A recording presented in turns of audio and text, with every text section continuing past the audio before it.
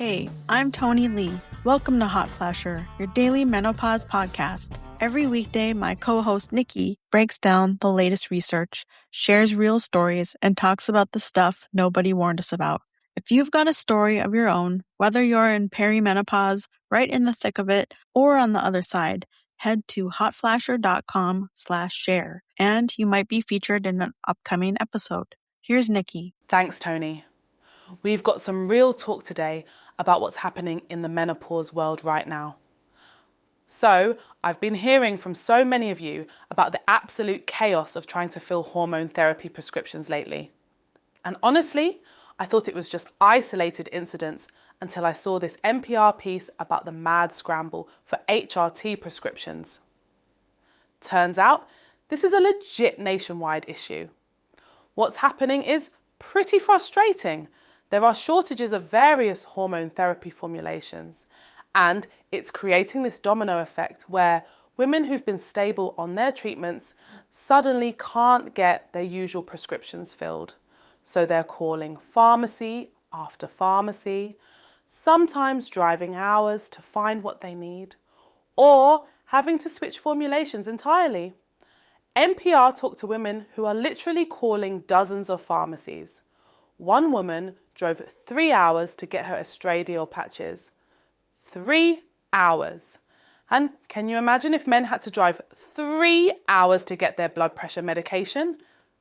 The outcry would be deafening. But what really gets me is the ripple effect this creates. You finally get your hormones dialed in.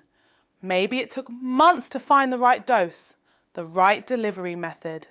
Your sleep is better. Your mood is stable. Your hot flashes are manageable. And then suddenly you can't get your prescription and you're thrown back into that whole mess of symptoms while you scramble to find an alternative. The shortage seems to be hitting compounded hormones particularly hard, which is interesting because that's where a lot of women end up when the standard FDA-approved options don't work for them. It's like the system is failing the women who already had to work hardest to find solutions. And pharmacy staff aren't always equipped to help navigate this. They might suggest switching from patches to pills without really understanding that for some women, that's not just an inconvenience. It could mean completely different side effects or effectiveness. If you're dealing with this right now, a few things that might help. Call your doctor's office and ask if they can prescribe a different strength or formulation that might be more available. Some docs are getting creative, like prescribing a higher dose that you cut in half, or switching temporarily to a different delivery method. Also, independent compounding pharmacies sometimes have different supply chains than the big chains, so it's worth calling around. But this whole situation really highlights how precarious women's healthcare can be. We are still fighting for basic recognition that menopause symptoms deserve treatment, and now we can't even reliably access the treatments that exist. Speaking of access, let's talk about something that's actually expanding: menopause-specific fitness classes. People magazine just covered this trend, and I have to say, it makes perfect sense. These aren't your typical fitness classes with 20-something instructors shouting about crushing your goals. These are classes designed specifically for the changes happening in perimenopause and menopause. The instructors understand that your energy levels might fluctuate wildly from week to week. They know that joint pain is real, that balance might be off, that you might be dealing with pelvic floor issues. What I love about this trend is the community aspect. You're working out with other women who get it. Nobody's surprised if you need to step out for a hot flash. Nobody's judging if you can't do the same intensity you could do 5 years ago. The classes focus on things that actually matter for us. Strength training for bone density, balance work, core strengthening that takes into account what pregnancy and aging have done to our bodies. They're incorporating movements that help with the aches and pains that seem to come out of nowhere. In midlife, One quote from the article really stuck with me. If you can't start yesterday, start today. I mean, that's it right there. So many of us get caught up in regret about not staying in shape or guilt about what we used to be able to do.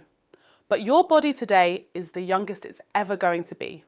Whatever movement you can do now is better than waiting until you feel more motivated or less achy or whatever arbitrary bar you've set. The instructors in these classes are often women who've been through menopause themselves, so there's this understanding that your body isn't broken. It's just different. And different doesn't mean less capable. It just means we need to work with what we've got instead of against it.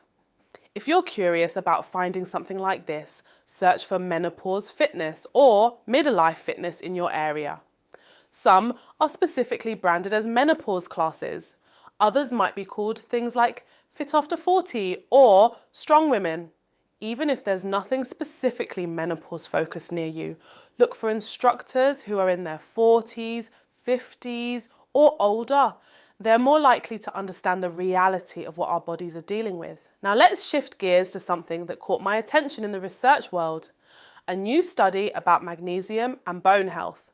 This one was published in a medical journal and it looked at post-menopausal women and their osteoporosis risk.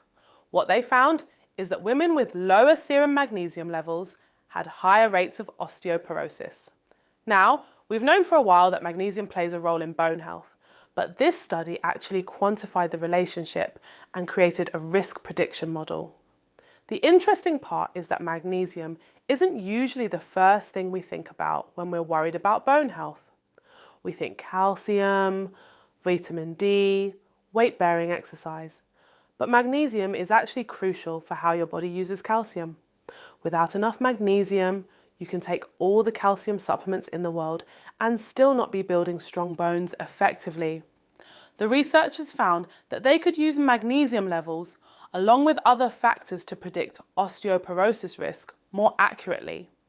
That's potentially really useful because a simple blood test could help identify women who need more aggressive bone health interventions before they actually develop osteoporosis.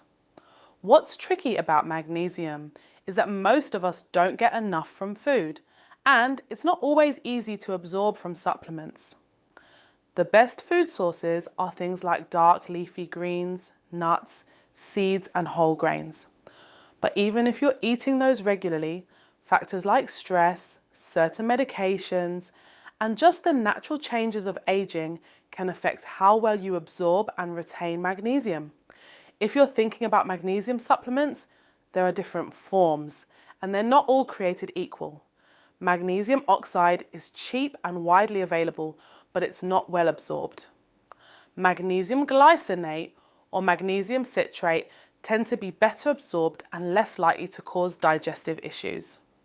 But before you run out and buy magnesium supplements, talk to your doctor about testing your levels first.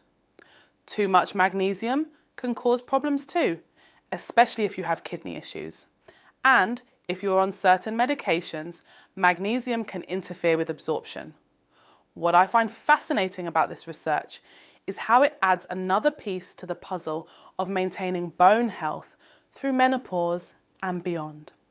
We lose estrogen, which helps protect our bones. So we need to be more strategic about the other factors we can control. Getting enough protein, doing resistance exercise, getting adequate vitamin D, and apparently making sure our magnesium levels are optimal. It's one more reminder that our bodies are these complex systems where everything connects to everything else. You can't just focus on one nutrient or one type of exercise and expect to solve all your bone health concerns. So as we head into the weekend, I'm curious, are you doing anything specific for your bone health? And if you're dealing with the hormone therapy shortage chaos, how are you managing? Send me your stories. I'd love to hear what's working and what's driving you crazy. Thanks for listening to Hot Flasher. We're back tomorrow with more, so don't forget to subscribe. See you tomorrow.